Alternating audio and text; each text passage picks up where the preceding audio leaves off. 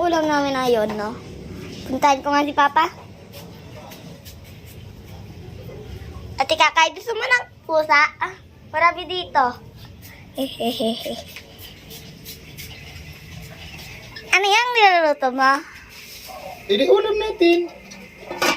Di ba yung paborito mo to? Ay, paborito to ni Mami. Ang ulam natin ngayon ay... Adobo. Hindi adobo.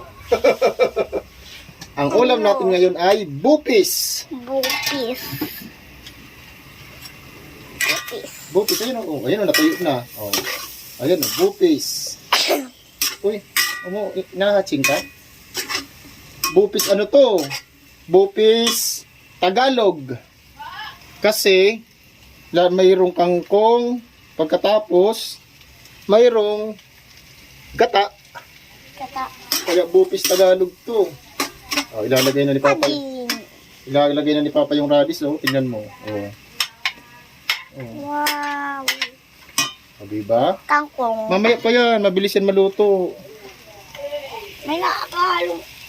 Unting kangkong. Sige, hayaan mo yan. Papa, ang dami naman ni Ricardo. Ito? Parang tindahan. Ah, ito?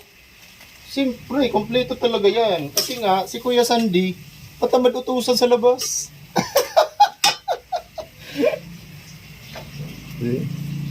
Akin na. Akin na.